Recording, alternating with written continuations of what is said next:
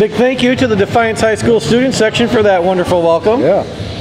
We've been getting great ones all year, Chuck. It was great. You know, I think it was the class of 1989 that was there that really pepped those guys up last week. 25-year reunion. Yeah. Welcome to Week 8 of the Tim and Chuck High School Football Show, presented by Baton Stevens Body Shop. I am Tim McDonough, joined by my esteemed colleague Chuck Martinez-Brandon. We are here on location at Frickers as always, having some fun. In the digs. Speaking of fun, Chuck, let's start the show with a little bit of danger this week. 2 words. Fire batons. How about that show from the DHS band? You know, they do a great job. You go to a game and it's people always want to, you know, they love watching that stuff mainly because they want to see what's going to happen with the fire, you know? Yeah. During the dry season, you know, grass fire. Not a good idea. Yeah. So, especially a high school football stadium. Exactly. So those girls did a great job of keeping the flames on the batons. Yeah, that was pretty awesome. That was pretty awesome. Well, Chuck, let's jump into another big game in the NWOAL this week. Last week it was Wauseon Delta. This week it's Bryan at Wauseon. Yes. Wauseon came out unscathed, shut down Delta, beat them 24-7. Bryan's coming to town with that high-flying offense. Should be another good one. Yeah, exactly. You know, Wauseon, that was a big statement game. Friday night, that was the talk about that win over Delta, because Delta's the real deal, you know. So that proved that they can play a little smash-mouth football. At this point of the season, Week 8, coaches aren't going to talk about it, but everybody's thinking computer points, and there's a lot on the line this Friday. Well, speaking of computer points, Chuck, Wauseon is 4th in Division 4, Region 12. Yeah. Bryan, in that same region, they're 9th. Yeah, they're on the outside looking in. They really need this win. Yeah, exactly. You know, so a win against Wauseon is going to, you know, catapult them way up into the middle of that region. And for Wauseon, you know, Bryan, the big school in one of the bigger schools in the NWAL, that's a lot of points for them too. So that's for sure. Yeah. And the thing about this too, Chuck, you know, you said you talked about it, Delta.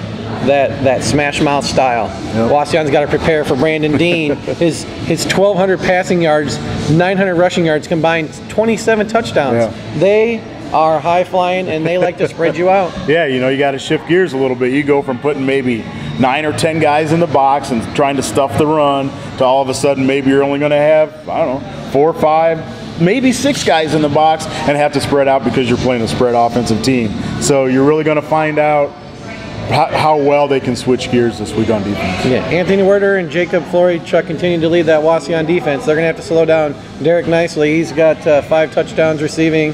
And on the flip side, Bryan has got to try to find a way to slow down that balanced attack from Wauseon, led by Zach Robinson, Nate Sunken, and Jacob Newlove. Yeah, you know, the pilots, when we saw Wauseon earlier in the season, it was a 7-on-7, but you could tell that they were a really balanced football team, and you knew they were going to do the great things. So again, Bryan's defense, we saw them on a 7-on-7 too. They're a good physical group, so I think they might be up to the task. It's going to be another close game, I think. Well, I know Delta, speaking of them, will be watching this one with some attention because if Bryan can knock off Wauseon, that could set up a 3-way tie in that league. Yeah, right. Yeah, crazy. So yeah, so there's titles on the line, there's points on the line, there's playoffs, man. It's all Week 8, getting out of the nitty-gritty. Nitty-gritty. Well, why don't we take a little break, Chuck?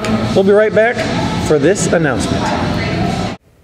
Did you know that you can have complete access to stories, pictures, and the Crescent-News e-edition at CrescentNews.com for just $7 a month?